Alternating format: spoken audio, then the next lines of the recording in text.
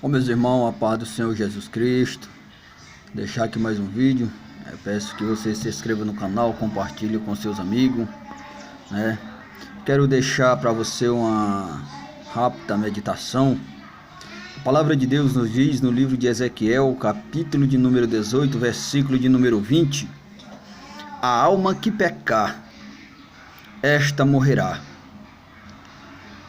E o ser humano, ele é um ser dotado de emoções, e pelas emoções o ser humano se deixa a desejar, e por se deixar a desejar, aquilo que gera dentro dele a maioria é as suas emoções, desejo, se chama pecado, vaidade, idolatria. Ele vai alimentar dentro dele aquilo que vai fazer o seu próprio vontade, o seu próprio ego. Mas se for uma vida de pecado, o próprio Deus está despertando o profeta dizendo: aquela alma que pecar, é esta que vai morrer. Mas no versículo de número 23, ele vai dizer que não tem prazer na morte do ímpio, mas que todo se converta e seja salvo. E quando ele nos ensina desta maneira, nós sabemos que a diferença está na obediência. A obediência nos faz se aproximar do Pai. Nós sabemos que ser um leitor da Bíblia não quer dizer que não é um pecador. Porque, na verdade, muitos são leitor, mas não examina as Escrituras. Muitas vezes ele diz: eu já li 2, 3 vezes, 4, 5, não sei, depende. Só que a palavra de Deus nos ensina no Evangelho de João, capítulo de número 5, versículo 39, o próprio Jesus, ele diz: examinai-me as Escrituras, que elas são quem testificam de mim e tem vida eterna. Examinar-me as Escrituras é saber aquilo que está revelado dentro dela, para ser revelado dentro de nós, para que nós viva o que ela vai nos instruindo, para que nós encontre a vida eterna com Deus. E para nós saber melhor, o próprio Jesus também, ele vai dizer no Evangelho de João, capítulo 8, versículo 32, conhecerei a verdade vos libertará. Nós sabemos que a verdade é o Cristo, nós sabemos que Ele é a verdade, nós sabemos que Ele é o caminho.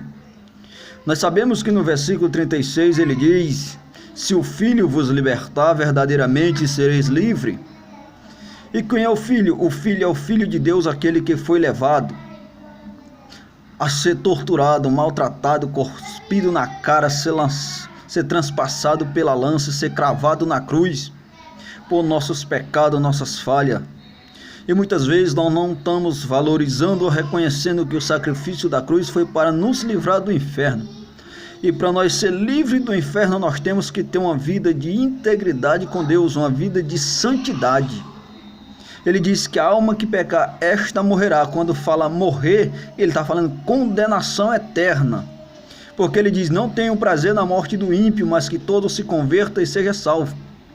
Nós vamos ver que o apóstolo Paulo, ele diz em Efésios, capítulo de número 4, versículo 27, não desse lugar o diabo. Por que ele diz isso? O diabo, ele é conhecido como ladrão, ele é conhecido como acusador, ele é conhecido como adversário, ele é conhecido como o inimigo de vossas almas, é conhecido como o pai da mentira. Então nós temos que ter muito cuidado, porque ele nos deixou bem claro: examine as Escrituras, elas são quem testificam de mim e tem vida eterna.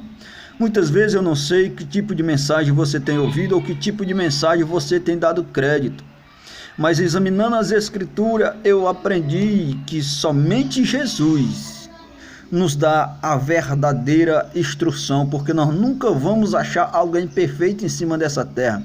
Somente o único perfeito se chama Jesus de Nazaré, e esse é rejeitado pela maioria.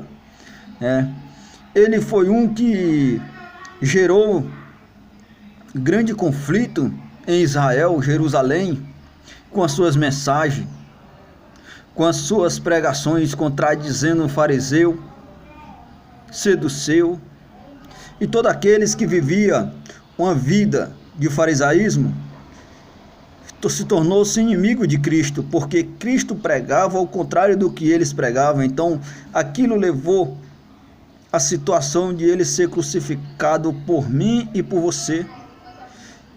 E neste momento eu quero dizer para você, não perca a oportunidade de alcançar o céu por nada. Jesus, quando ele diz em João 14, versículo 6, eu sou o caminho, a verdade e a vida, ninguém vai ao Pai senão por mim, ele deixou todos os detalhes para que nós podemos alcançar a salvação. E nós vemos que ele, no meio de uma grande multidão, no Evangelho de Marcos, capítulo de número 8, versículo 34, nós vamos ver que ele diz, quer vinde-se após mim? Tome a sua cruz e siga-me. Mas primeiro, nós vamos ver que ele diz, tome a sua cruz, negue a si mesmo e siga-me. Tomar nossa cruz é viver o chamado que ele tem para nós.